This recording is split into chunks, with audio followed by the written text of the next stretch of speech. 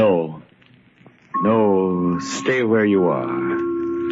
Do not break the stillness of this moment, for this is a time of mystery, a time when imagination is free and moves forward swiftly, silently.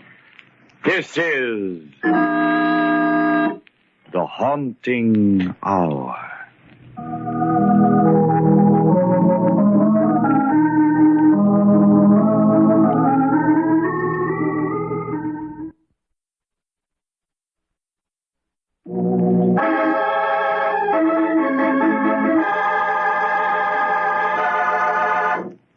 The Old Men.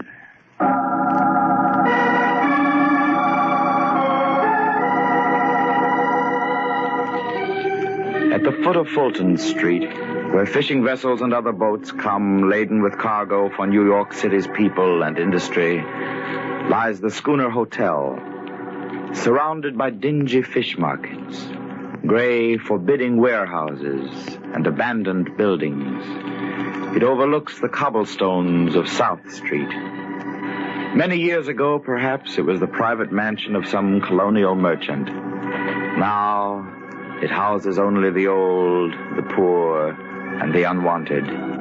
Retired sailors and fishermen, broken-down draymen, and those who have lived out their lives, but have not died.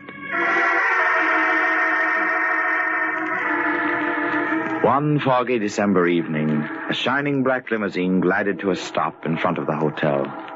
Mrs. Ralph Hollister sat in the back, tense with shock and astonishment. Schooner Hotel. Snowden, are you sure this awful place is where my stepfather lives? Yes, ma'am. I checked the address with the detective. He said Mr. Stebbins had been here 3 months, ma'am. Snowden, wait here, please. If I need your help, I'll call you. Yes, ma'am. Funny the old gentleman coming back to where he started, isn't it, Mrs. Hollister? Oh, don't worry, Snowden. He won't be there for long.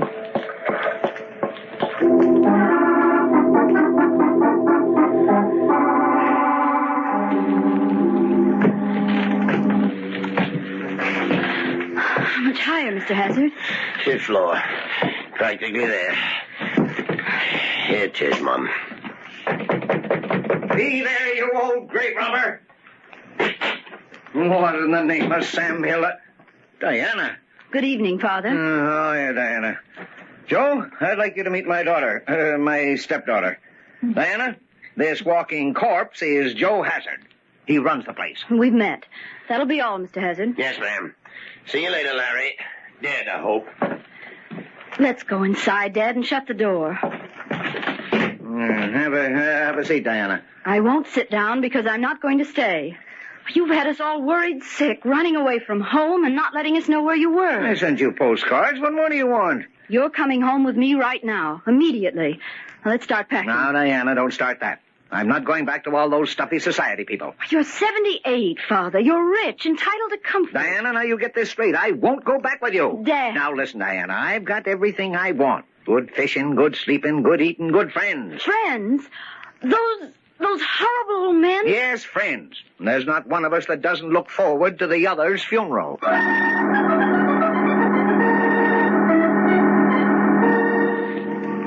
Hey, Joe, put another lump of coal on the stove. It's cold in the lobby. Why don't you wear a warmer shroud? Now, don't be so stingy. You won't be here much longer to enjoy your money. Huh? Look who's talking about money, Joe. The undertaker told me that Stebbins was in price in a gold casket the other day. That's a good one. Now, look here, Joe. There are 9 of us, all about the same age. What do you mean, same age? I'm 81. Okay, Pete. But you'll all see, I'm going to outlast the rest of you old duffers. That boasting of yours is a bad business, Stebbins. Joe's right. As a matter of fact, you haven't been looking so well lately, Stebbins. Who says? Me, Tim Owens. So do I. Spinelli the oysterman looked just like you do right before he was took. Huh? And he was hardly 75. Now, look, Pete, if you don't stop... Don't be a sorehead, Stebbins. Pete's just paying you back. I can take it, Tim. But you've all been ganging up on me. Haven't you, Scott? What's fair is fair. Lay off him, boys. Scotty's right, yeah. Of course, Larry. And the boys can't help it. And many a time I seen him taking an old horse from Frenchy's stable. And I says to myself, I wonder when they're going to lead Larry Stebbins away. You get a big kick out of seeing me go, wouldn't you? Of course I would. With you gone and all our wills made out to the survivor, there'd be real money in the pie. Sure, before we cut you in, the whole price for surviving warn't more than $20,000 for the whole 8 of us. And now it's millions.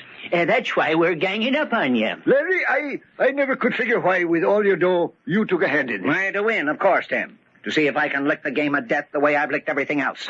Stebbins, you know what I think. No, what? I think you're nuts. What? Well, we'll see. Now, Tim, I ran into a bargain you could use real soon. Yeah? Yeah, a nice, cheap gray.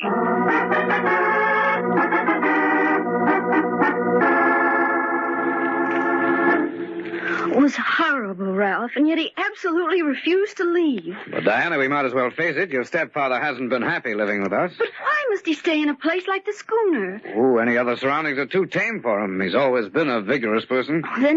There's this morbid game they play. Oh, it's incredible. One night he said he climbed into bed and found a tombstone there with his name on it. Oh, it isn't human, Ralph. It isn't human. Oh, Diana. Now, darling, take it easy. Ralph, you've got to make him move. You've just got to. All right, Diana, but how? I don't know. You just must go down there with me and speak to him. No, I'm afraid speaking won't do any good, dear. We'll have to use force. All his life, Lawrence Stebbins has used force, and it's the only thing he understands.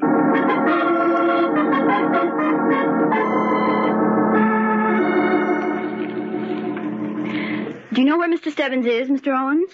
Couldn't rightly say. Saw him go out early this morning. Hasn't been sitting around the stove at all today like he usually does. Well, where's Mr. Hazard? Joe, he's out for a breath of air. Won't do him no good, though. What do you mean? He's bound to go anyway. Ralph, don't listen to him. It's just that awful game. Oh, here's Joe now. Hey, Joe, Larry Stebbins' daughter's looking for him. You seen him?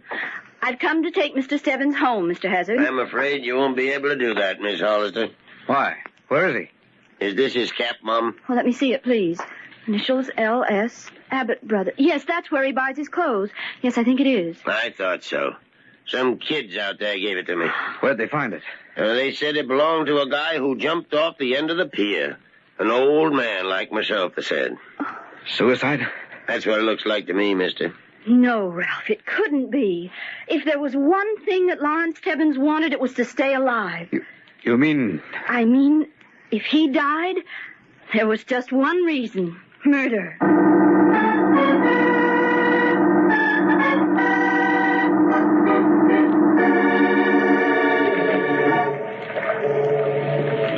Here it is, Fish Market Diner. Well, let's go in, Ralph. All right. But I still don't see why you're so suspicious.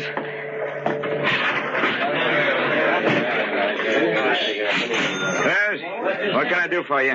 Did you know Lawrence Stebbins of the Schooner Hotel? Sure, I know him. Great sport, regular customer. Was he in here today? Sure was. Had a big breakfast and was happy as a weasel. Next thing I knew, he kicked the bucket. What do you mean he was happy? Well, Mac, he was cracking wise. He even did an old-time dance with his hat on his cane. Hat? You mean his cap? Oh, no, ma'am. He was wearing a hat.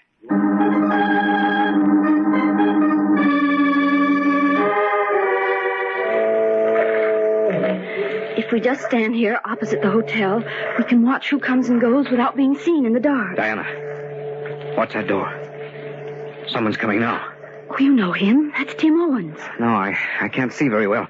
We better get closer. Let's go over behind the loading platform on the next pier. All right. The light should show their faces better from there. Let's go. Made it.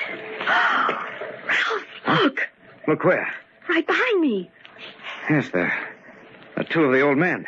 Pete Sanders and Charlie Hall. Both asleep. Yes. But they're not asleep.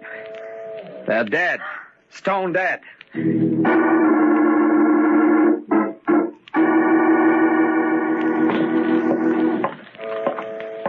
It was just at the side of the pier north of the hotel. As soon as we saw them, we came for you, Sergeant Boyd. You say there were two of them? Yes, you can see for yourself. Probably just a couple of bums sleeping off a drunk. On a December night? Besides, I'm sure they were Pete Sanders and Charlie Hall. They were dead, all right. We'll see. You're a little edgy about your stepfather's suicide, ain't you, ma'am? Oh, of course I am. Well, you could have made a mistake. You know, the police boat is still out there dragging the river. May take days to find him. Well, here we are. Now, we were standing just about here, weren't we, Diana? And the bodies were... The bodies? They're gone.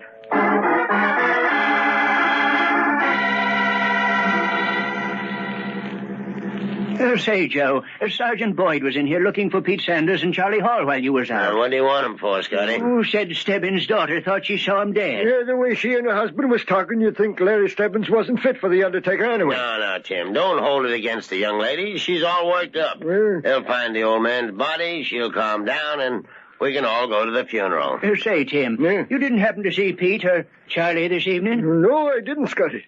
But I was out a while. Maybe Sullivan did. Wake up, Sullivan. Wake up. He's been sitting here in the lobby all evening, snoozing off and on. That's a good idea, Tim. Sullivan! Hey, wake up! He's out like a light. Hey, I think I'll hang some crepe on him. Scare him when he comes to. Oh, lay off that stuff for a while, Tim. It gives me the willies. Sullivan!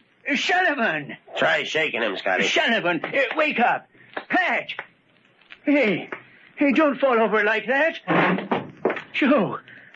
Joe, he's not asleep. He's dead.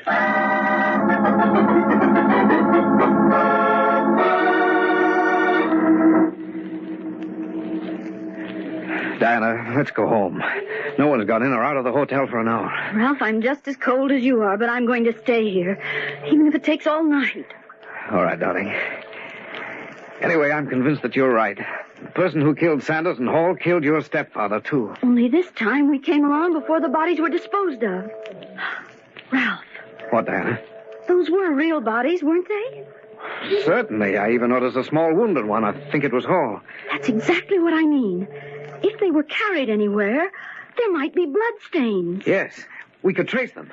They were probably taken backwards toward the river. I'll look there. I'll look over here, towards the street. All right. No, nothing here. Ralph? What? Come here. What is it, Diana? I picked up a trail of dark red spots. Good. Yes. We'll follow them. They seem to lead right to this abandoned building next to the hotel. So they do. From the direction, I'd say they'd go straight to that side door. Oh, we'll try it. Mm-hmm. That's where they've gone. Well, try the door. Diana, it's open. Come on in. Good evening, Diana. Good evening, Ralph. I've been expecting you. Mr. Stebbins.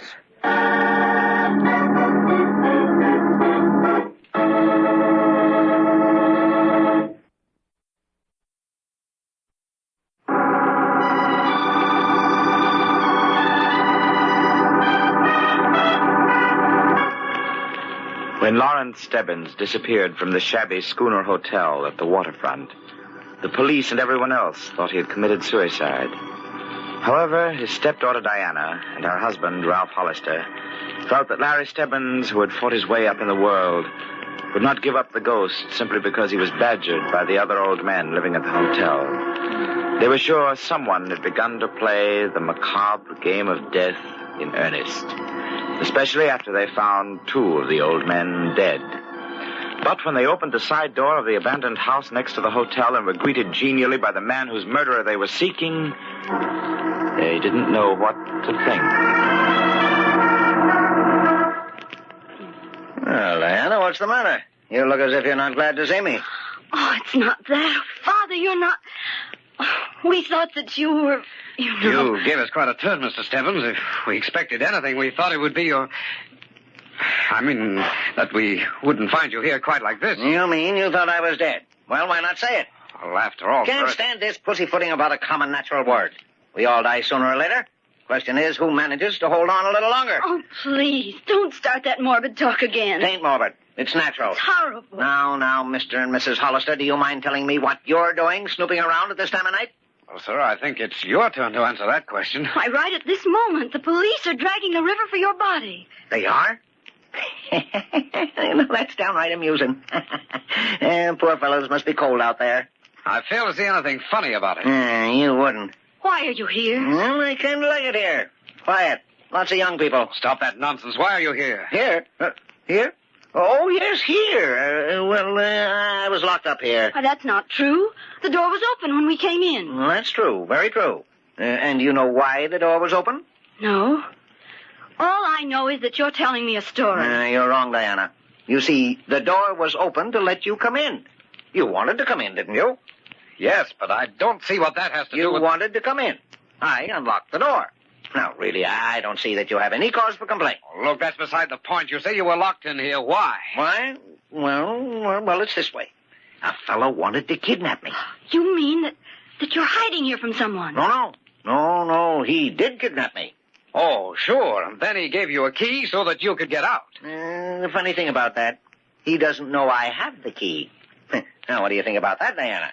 That's something, isn't it? Huh? If you've got a key, why don't you leave? No, couldn't do that. Next time he came around to check up on me, he'd miss me. Things just wouldn't work out right. Just who is this person? Who? Oh, yes, who? Joe Hazard. He forced me in here. Why? Figure he wanted me out of the way for a little while. What do you think? I think it's all a pack of lies. What do you mean? You don't have to stay down here 1 minute longer, and you're not going to. You're coming home with us right now. Now, wait a minute. Just who do you think you're bossing around? Oh, Ralph didn't mean anything, Father. It's only that this whole stupid affair has gone far enough. I told you I wasn't going uptown with you. All right, Diana, it's no use arguing. There's only one way to handle this. Grab his other arm and get him out of here. Let go of me. Come on, let go. Be careful, Ralph. Ever since I retired, you two have been trying to run me. Well, you're not going to any longer. No one in the world can run Larry Stebbins. Why, Lawrence Stebbins, what's come over you? Just come to my senses, that's all. I want to stay here, and nobody's going to tell me different. Now, get moving. What? Where to? You're going down the cellar, where you can't interfere. Turn left. Now, down those stone steps. Ralph, the bloodstains, they go this way. I can't believe it. I can't believe it. Be quiet, Diana. You wouldn't want to get me in trouble, would you? Now, you. Ralph, open that closet door. Ralph, the bodies, they're in here. Go ahead, get in there, both of you.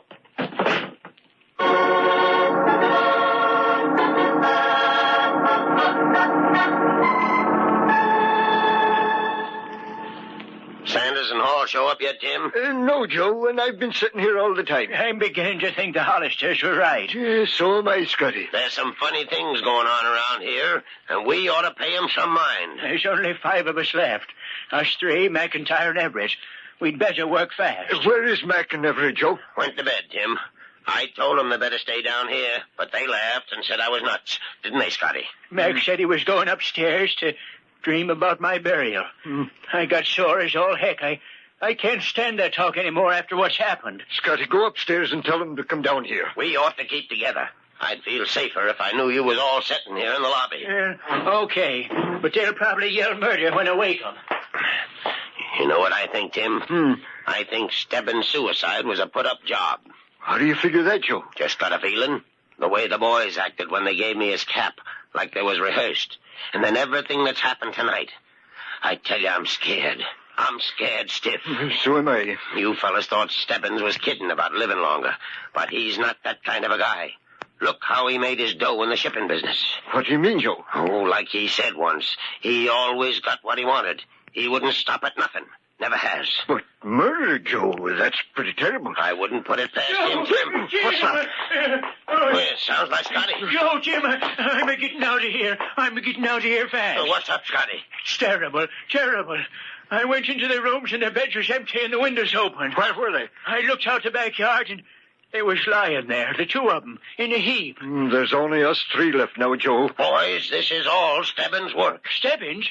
Oh, Stebbins is dead. Joe was just telling me he thinks Larry faked this croaking. He's around somewhere, I tell you, and we're going to find him. Well, where do you think he is, Joe? I've got an idea. He's in the house next door. Then how would he get in here? Yeah, these used to be twin houses, Tim. There's a door in the cellar that connects them. Let's go and find out. I'll get my gun. I don't want to go there.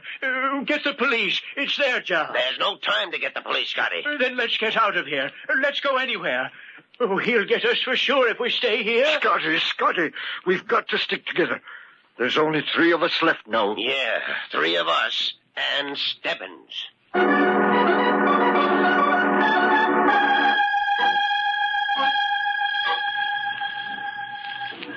Ralph, what's happening? I can't hear very well through this ventilator, but I'm sure that after he locked us in here, he went upstairs. I heard the door slam, so he probably went out. Oh, if he only hadn't locked us in here with these awful bodies. Oh, Diana. I suppose it's no use even trying to think he isn't guilty. I'm afraid not, darling, after the way he's behaved. But he's my own stepfather. Whatever happens, I can't turn him over to the police. Maybe it won't be necessary. Once he's had his way for the last time in his life. You mean? Yes. Oh, it's horrible to say, but I hope for his sake that he does it. Oh, if there were only a way of getting out of here, it would make sense to decide what to do. You don't mean we'll have to stay here? Well, unless someone finds us or he lets us out, I wouldn't be too hopeful. But that's impossible. Ralph, I don't want to die. I don't want to die, not in this terrible closet. Quiet, Anna. I think I hear footsteps upstairs. What is it? He must be back again. It sounds like more than one person. Diana, door. The heavy door in the cellar wall that I told you about. It's opening. Can you see who it is? Is it Father? Not yet. Looks like 3 people. Tim, Scotty, I was right. Look, blood on the floor. It's Hazard. He's following the trail. Poor Dad, it's over for him. It leads to the closet. Bet Pete and Charlie are in there. Maybe they'll find us. I'll call. No, Ralph, no. I'd rather die than tell them about my stepfather. I'm going upstairs, Tim. Let me have your gun. He's up there, Ralph. They'll find him. They'll kill him. Here you are, Joe. You want Scotty and me to come along? No, I think I can handle everything now. We'll wait here, Joe. You'll stay down here. Put up your hands, both of you, and move toward that closet door. Joe! Don't point that gun at I us. told you I'd be the last to go, but none of you would believe me.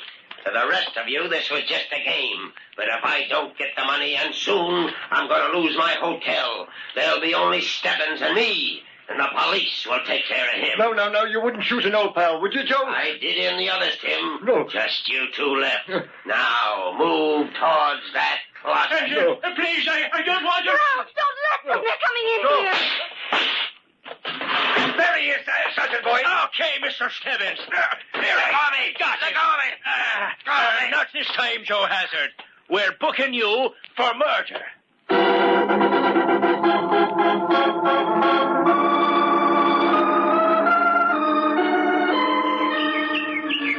Nice sitting out here in the park, ain't it, stranger? Yeah, Pop. Don't call me Pop. You know who I am?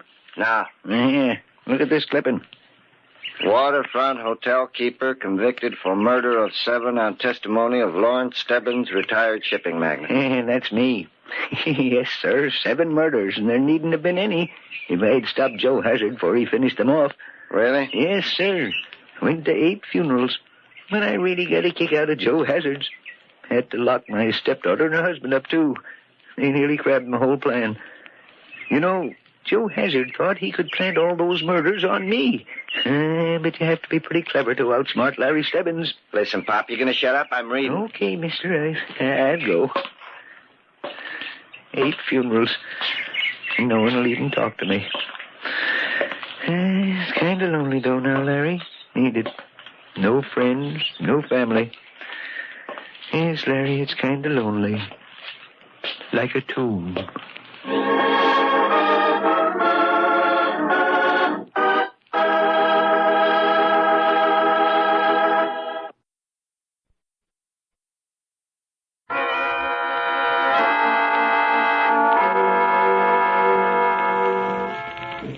From shadows and stillness, mystery weaves a spell of strangest fascination, charging the mind with doubts and fears. For mystery is a strange companion, a living memory in the haunting hour.